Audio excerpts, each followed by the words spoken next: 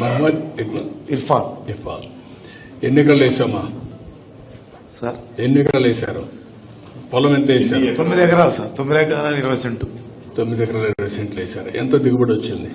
36 బ్యాగులు వచ్చింది సార్. 1 ఎకరానికి 36 వచ్చింది. మొత్తం అమ్మేశారా? మొత్తం అమ్మేసాను సార్. తేమ ఎంత వచ్చింది? 16% వచ్చింది. 16% వచ్చింది. ఇక్కడ ఉన్న ఫస్ట్ ఏమో 16 వచ్చింది సార్. అక్కడ మనం మిల్లుకి తీసుకెళ్తే 19 వచ్చింది. సరే అని చెప్పేసి 19 వచ్చిందని లాస్ అవుతుందని చెప్పి మళ్ళీ తీసుకెళ్లి 2 రోజులు తిప్పి తీసుకెళ్తే మళ్ళీ 16కి వచ్చేసింది సార్. అంటే మళ్ళా ఎక్కడ తీసుకొచ్చారు? అంటే మనం ఎక్కడైతే ధాన్యం ఎండబెడుతున్నాం కదా సార్, మనం కాదు ధాన్యం మిల్లుకు పోలేదప్పటికి లేదు సార్. శాంపుల్స్ మాత్రం తీసుకెళ్లి వాళ్ళు చేసిన తర్వాత మళ్ళా వచ్చింది. అవును, టెక్నికల్ అసిస్టెంట్ వచ్చి అక్కడ తీస్తే 16% వచ్చిందండి.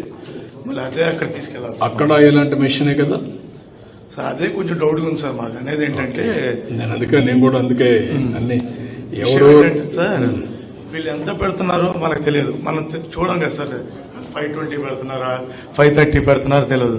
వేరే అక్కడ మన ఏదైతే మిల్లో ఉందో వాళ్ళెంత పెడుతున్నారని మిషన్ అంటే వాళ్ళు తేమ శాతం చెక్ చేస్తారు కదా సార్, హీల్డ్ అనేది.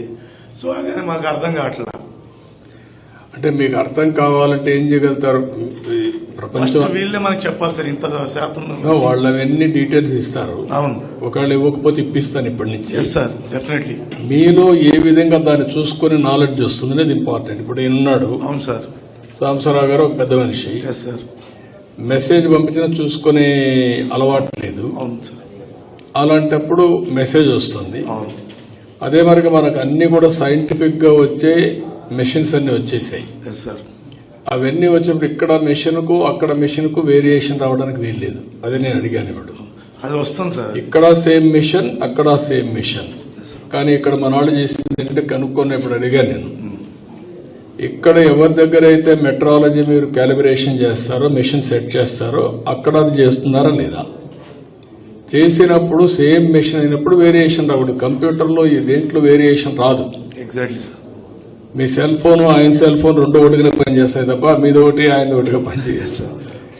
కాబట్టి దాన్ని ఏం చేయాలో వర్కౌట్ చేస్తాం. ఇప్పుడు ఓవరాల్ గా మీకు ఈ సిస్టమ్ ఇప్పుడు ఉండే ప్రొసీజర్ ఓకేనా? Yes sir, exactly sir. ఏ ప్రాబ్లం లేదు. అయితే మనకి డబ్బులు కూడా లేట్ గా వచ్చాయి. 2-3 months లో వచ్చేది.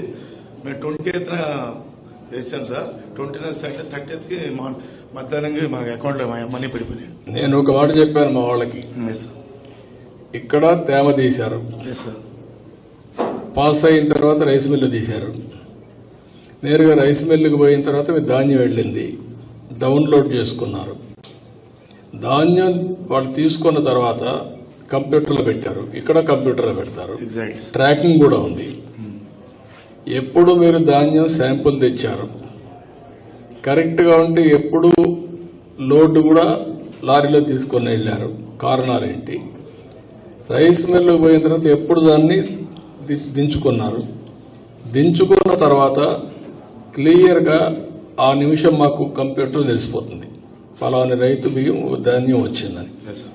వచ్చి తానే మీరు నెక్స్ట్ మినిట్ లో మీ అకౌంట్ లో డబ్బులు వేయాలని నా సిస్టమ్. అప్పుడు వేసేసామనుకో మీరు అక్కడ ఇచ్చారు, డబ్బులు వచ్చింది, మీరు మీ బ్యాంకులోకి డబ్బులు తీసుకోవచ్చు. అలాంటి సిస్టమ్స్ అన్ని తీసుకురావాలని చెప్పి ఆలోచిస్తున్నాను. రేపు ఇచ్చే బదులు ఈ రోజు ఇస్తే నష్టమేంటి నాకు? ఇలాంటి సిస్టమ్స్ అన్ని వచ్చి మీరు కూడా మేము ఇప్పుడు మీరు 5-6 మంది ఉన్నారు. మీరు ధాన్యం అమ్మిన తర్వాత మీకు నేను ఒక మెసేజ్ పంపిస్తున్నాం. ఇది సివిల్ సప్లైస్ తరఫున IBRS ఫీడ్బ్యాక్ కింద తేమ మీద మీకు గిట్టుబాటు ధర వచ్చిందా లేదా, గోతాలు సరిగా ఉన్నాయా లేదా, 48 గంటల్లో మీకు డబ్బులు పడ్డాయా లేదని పంపిస్తున్నాను. మీరు కూడా ఇన్ఫర్మేషన్ పంపిస్తున్నారు. అది కూడా ఓన్లీ 9%-8% పంపిస్తున్నారు. యాజ్ ఆన్ టుడే రా నువ్వు నేర్చుకోవాలా, చాలా ఉంది మీకు అంతా తెలుసని మీరందరూ అనుకుంటున్నారు. ఇంకా నేర్చుకోవాలి చాలా ఉన్నాయి. నేను process integration and automation perfect గా వెళ్లాలని చూస్తున్నాను. ఏ రైతు అడిగినా నాది మారిగా తప్పు జరిగిందంటే కాదయ్యా ఇది జరిగిందని చూపించే పరిస్థితిలో ఉండాలి. ఏ రైతుకు అన్యాయం జరగకూడదు.